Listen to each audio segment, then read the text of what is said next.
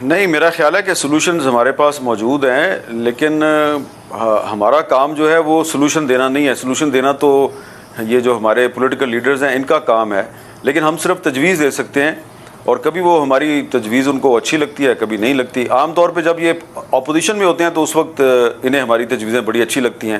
جب یہ حکومت میں آ جائیں تو ان کو ہماری تجویزیں بہت بری لگتی ہیں. جب پچھلے سال یہ تحریک عدم اعتماد لانے والے تھے، ابھی وہ ٹیبل نہیں ہوئی تھی، تو میں نے شہباز شریف صاحب سے یہ بہت کیٹیگوریکلی پوچھا تھا. میں نے کہا تھا شہباز شریف صاحب، اگر آپ یہ تحریک عدم اعتماد لائیں گے اور وہ فرض کریں کامیاب ہو جاتی ہے، تو آپ کو نہیں لگتا کہ IMF کے ساتھ جو عمران خان نے ایک معاہدہ کیا ہوا ہے وہ آپ کے گلے کی ہڈی بن جائے گی، تو کیا کریں گے آپ؟ تو انہوں نے کہا میرے پاس سارے سلوشنز ہیں اور بالکل میں مسئلے سارے ٹھیک کر دوں گا. تو وہ آپ کے سامنے ہیں انہوں نے کیا مسئلے ٹھیک کیے ہیں. کہ پچھلے سال یہ اکتوبر کے مہینے میں عمران خان صاحب جو ہیں وہ مجھے کہہ رہے تھے کہ بڑے اعتماد سے کہ بس نومبر میں الیکشن ہو جائے گا. میں نے کہا جی نومبر میں الیکشن تو ہونا چاہیے، لیکن مجھے نہیں لگتا. میں آپ کو بتانا چاہتا ہوں تجویز دینے سے پہلے کہ ہماری جو پولیٹیکل لیڈرشپ ہے نا وہ بڑی شارٹ سائٹڈ ہے. ان کو جو چیز ہمیں نظر آ رہی ہوتی ہے رائٹنگ آن دی وال، وہ ان کو نظر نہیں آتی، پتہ نہیں کیا مسئلہ ہوتا ہے. میں نے آپ کو شہباز شریف صاحب کی مثال دی. عمران خان صاحب اکتوبر میں کہہ رہے تھے نومبر میں الیکشن ہوگا. میں نے کہا نومبر میں الیکشن نہیں ہوگا، کہ کسی بھی صورت میں جو پاکستان کا آئین ہے اس سے انحراف نہ کیا جائے، اور اکتوبر نومبر سے پہلے آپ الیکشن کروائیں، بھلے کوئی بھی پارٹی جیتتی ہے. اس وقت جو ہمارے کچھ بڑے بڑے سیاستدان چاہتے ہیں نا کہ الیکشن نہ ہو، ان کو خطرہ یہ ہے کہ اگر الیکشن ہو گیا تو شاید ان کو میجورٹی نہیں ملے گی. تو یہ ان کا ایک ذاتی مسئلہ ہے، ایک ان کا اپنا پرسنل انٹرسٹ ہے جس کی وجہ سے وہ الیکشن کو آگے لے جانا چاہتے ہیں. میری اس پہ باقاعدہ اس وقت جو حکومت کے بڑے بڑے لوگ ہیں ان سے باقاعدہ ڈبیٹ ہوئی ہے، آف دی ریکارڈ ڈبیٹ ہے، میں نام نہیں لیتا. میں نے جب ان سے کہا کہ الیکشن کروائیں، الیکشن مسئلے کا حل ہے خواہ کوئی بھی جیتے، تو وہ کہتے ہیں اچھا تم چاہتے ہو کہ دوبارہ عمران خان اقتدار میں آ جائے. میں نے کہا عمران خان کیسے اقتدار میں آئے گا؟ 9 مئی کے بعد تو اس کے ساتھ جو ہونا ہے وہ تو اقتدار میں نہیں آئے گا. وہ اتنے ڈرے ہوئے اور سہمے ہوئے لوگ ہیں، وہ کہتے ہیں نہیں اس کی پارٹی اقتدار میں آ جائے گی. میرا خیال ہے کہ شہباز شریف صاحب کی حکومت جو ہے اس کو پاکستانی قوم کے ساتھ سچ بولنا چاہیے. اور سچ یہ ہے کہ پاکستان پہ جو اس وقت غیر ملکی قرضوں کا بوجھ بہت بڑھ گیا ہے، تو یہ بوجھ بڑھانے میں بہت سے جو ہمارے کرم فرما ہیں، جو کہ ہمارے مسیحا بن کے اپنے آپ کو اجاگر کرنے کی کوشش کرتے ہیں، ان کا بڑا کردار ہے. تو IMF اور ورلڈ بینک کا کردار ہمارے سامنے ہے. IMF اور ورلڈ بینک نے جو ہمیں پاکستان میں صرف قرضے نہیں دیے، بلکہ انہوں نے ہمیں کبھی محمد شعیب دیا، کبھی شاہد جاوید برقی دیا، کبھی شوکت عزیز دیا، کبھی ڈاکٹر محبوب الحق دے دیا، کبھی جناب اور اس طرح کے میں بہت سے نام لے سکتا ہوں جو کہ امپورٹڈ فائنانس منسٹرز تھے، imported governors of the state bank تھے. تو یہ جو امپورٹڈ لوگ ہیں یہ 50s 60s سے چلے آ رہے ہیں اور ہماری بربادی کا باعث بن رہے ہیں.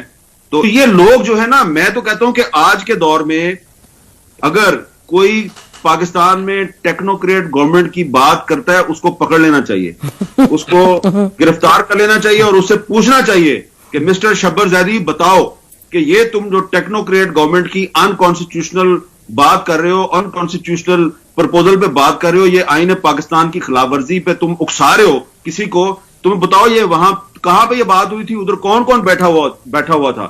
اور جن لوگوں نے شبر زیدی صاحب سے یہ بات کیا ہے ان لوگوں کو بھی شامل تفتیش کرے، سب کو ٹرائی کرے. انف از انف. یہ کیا مسئلہ ہے کہ آپ کے پاس ایک واحد کنسنسس ڈاکومنٹ 1973 کا کانسٹیٹیوشن ہے، اور کوئی بندہ جو ہے جو کہ FBR کے چیئرمین کے طور پہ کامیابی سے نہیں چل سکا، وہ ہمیں مشورے دے رہا ہے کہ جناب میں ٹیکنوکریٹ گورنمنٹ جو ہے نا وہ اس کا حصہ بننے والا ہوں، اور ٹیکنوکریٹ گورنمنٹ نہیں آئے گی تو پاکستان نہیں چلے گا. اور بھائی تمہارے ایوب خان کے زمانے سے امپورٹ کرتے رہے ہیں ٹیکنوکریٹس کو، کبھی وزیر خزانہ امپورٹ کیا، کبھی اسٹیٹ بینک کا گورنر امپورٹ کیا، کچھ بھی نہیں کر سکے. آپ نے پاکستان کو برباد کیا ہے کہ آپ ان سے جو لیتے ہیں نا $1 ارب کا قرضہ، تو واپس آپ ان کو کم از کم $2 سے $2.5 ارب واپس کرتے ہیں. اور یہ باقی جو ہے نا اس پہ پاکستان کی جو غریب قوم ہے یہ $1 ارب کے عوض ان کو کم از کم $1.5 ارب کا جو ہے سود وہ بھی ان کو ادا کرتی ہے. اور جب پھر ہم سے وہ سود ادا نہیں ہوتا پھر ہمیں یہ اور شرائط میں پھنسا لیتے ہیں. تو یہ جو ہے نا یہ ایک پرانے زمانے کے جو ساہوکار ہوتے تھے نا جو غریبوں کو لوٹتے تھے، تو یہ جو عالمی مالیاتی ادارے ہیں، یہ لوٹ مار کا ایک انٹرنیشنل نیٹ ورک ہے.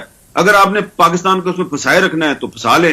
اگر سخت فیصلہ ہی کرنا ہے، اگر آپ نے سخت فیصلہ ہی کرنا ہے، پاکستانی قوم سے قربانی ہی لینی ہے، تو قربانی پھر آپ یہ لے لیں کہ خدا کے لیے ورلڈ بینک اور IMF کے قرضوں کے شکنجے سے پاکستانی قوم کو نکال لیں، تو میں بھی بڑی خوشی سے قربانی دینے کے لیے تیار ہوں. لیکن اگر آپ نے قربانی یہ دینی ہے کہ دوبارہ ہمیں آپ نے ان کے شکنجے میں پھنسانا ہے، تو ایسی قربانی کا کیا فائدہ؟ آپ قربانی وہ لیں جس سے کہ آپ کی قوم جو ہے وہ معاشی طور پہ آزاد ہو جائے، خود مختار ہو جائے. لیکن اگر آپ نے قربانی لے کے بھی ہمیں IMF اور ورلڈ بینک کے قرضوں میں پھنسانا ہے، تو پھر لعنت ایسی. دیکھیں، پاکستان تحریک انصاف جو ہے اس سے آپ باقی ایشوز پہ اختلاف کر سکتے ہیں، لیکن یہ بات تو ان کی بالکل ٹھیک ہے کہ ٹیکنوکریٹس کی گورنمنٹ نہیں آنی چاہیے. مسلم لیگ نون کی جو لیڈرشپ ہے، ان میں سے بہت سے لوگوں سے میں نے بات کی ہے، وہ بھی اس کے حق میں نہیں ہے.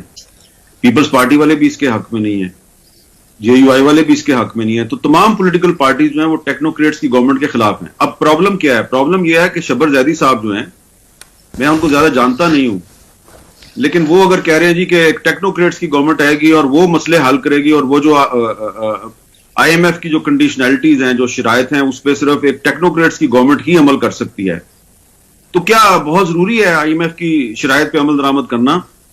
اتنا ضروری ہے؟ یہ اتنا ضروری تو نہیں ہے. اگر شبر زیدی صاحب کو ٹیکنوکریٹس اتنا ہی پسند ہے، تو ایک ٹیکنوکریٹ کراچی میں بیٹھی ہوئی ہیں، بہت ویل نون اکانومسٹ ہیں، ڈاکٹر شاہدہ وزارت. انہوں نے IMF کی پالیسیز کے بارے میں ایک کتاب لکھی ہے. شبر زیدی صاحب کو چاہیے وہ کتاب پڑھیں، شاہدہ وزارت صاحبہ کی.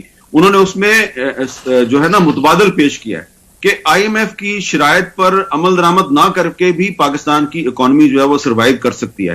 کیا وجہ ہے کہ پاکستان میں ہمیشہ جب بھی ٹیکنوکریٹس گورنمنٹ یا ٹیکنوکریٹس کی بات ہوتی ہے، تو وہی ٹیکنوکریٹس لائے جاتے ہیں جنہوں نے یا تو IMF میں سرو کیا ہوتا ہے، یا انہوں نے ورلڈ بینک میں سرو کیا ہوتا ہے، یا اسی طرح کے جو انٹرنیشنل مانیٹری آرگنائزیشنز ہیں اس میں انہوں نے کیا ہوتا ہے کام. میں کہاں سے شروع کروں؟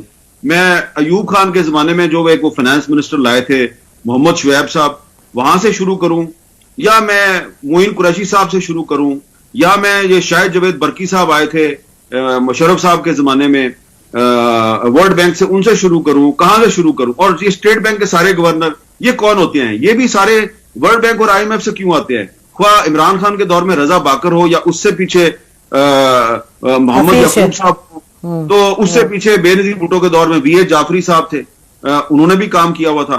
تو یہ جو ہے نا، یہ جتنے بھی لوگ ٹیکنوکریٹ گورنمنٹ کی حق میں بات کر رہے ہیں نا، ان کو پاکستان کے مفادات عزیز نہیں ہیں، ان کو اپنے ذاتی مفادات عزیز ہیں. کیونکہ یہ الیکشن لڑ کے تو حکومت میں آ نہیں سکتے، تو یہ جناب سکائی لیب بن کے پاکستانی قوم پہ گرتے ہیں. اور محمد شعیب جو ہے وہ جب 6-7 سال پاکستان کا وزیر خزانہ بن کے جب رخصت ہوا، تو سیدھا واپس ورلڈ بینک گیا، واپس سیدھا ورلڈ بینک سے آیا، ورلڈ بینک میں گیا. شوکت عزیز صاحب سٹی بینک سے آئے تھے، واپس سٹی بینک میں چلے گئے. ٹھیک ہے نا؟ تو ایک ہمارے سینئر جرنلسٹ تھے شاہد الرحمان صاحب، شاہد الرحمان صاحب کتاب لکھی تھی، بالکل کتاب لکھی تھی اس پہ، how Pakistan lost its economic sovereignty, اور اس میں انہوں نے یہ پوری ان سب لوگوں کا کچا چٹھا لکھا ہوا ہے. اور یہی لوگ ہیں جن کا ذکر شاہد الرحمان صاحب نے اپنی کتاب میں کیا ہے. یہ لوگ ہر 2 سال بعد، 5 سال بعد، 10 سال بعد یہ دوبارہ ان کا سرکل بنا ہوا ہے، اور یہ اپنی شکلیں لے کے ہمارے سامنے آ جاتے ہیں کہ پولیٹیشین ناکام ہو گئے جناب، ہمیں رکھ لو. تو چلو ٹھیک ہے، مان لیتے ہیں جی پولیٹیشین ناکام ہو گئے ہیں. تو آپ تو ارلی 50s سے ہم پہ مسلط ہیں. ورلڈ بینک اور IMF کے جو آفس بیئرز ہیں، جو پاکستان میں وزیر خزانہ اور اسٹیٹ بینک کے گورنر بن کے آتے ہیں، تو یہ تو آج سے 60-70 سال سے ہم پہ مسلط ہیں. تو اس لیے شبر زیدی صاحب سے گزارش ہے کہ آپ نے جو ہے نا یہ بات کر کے میرے سمیت بہت سے ایسے پاکستانیوں کو تکلیف پہنچائی ہے جو کہ چاہتے ہیں کہ پاکستان میں رول آف لا ہو، پاکستان میں آئین اور قانون کی بالادستی ہو. اور اگر آپ کو یہ 1973 کا آئین اتنا اچھا نہیں لگتا اور آپ سمجھتے ہیں کہ آپ ہی تمام مسائل کا حل ہیں، تو براہ کرم شاہدہ وزارت کی کتاب پڑھ لیں. انہوں نے لکھا ہے کہ آپ لوگ غلط کہہ رہے ہیں. اللہ ٹی وی کی ویڈیوز دیکھنے کے لیے ہمارے چینل کو سبسکرائب کریں اور بیل آئیکن پر کلک کریں تاکہ آپ ہماری آنے والی ہر نئی ویڈیو سے باخبر رہ سکیں. اللہ ٹی وی پاکستانیوں کا عوامی چینل ہے. ہم صرف اپنی نہیں سناتے، آپ کی بھی سنتے ہیں. کسی بھی خبر پر تبصرہ کرنے کے لیے ہمارے واٹس ایپ نمبر پر اپنا پیغام بھیجیں.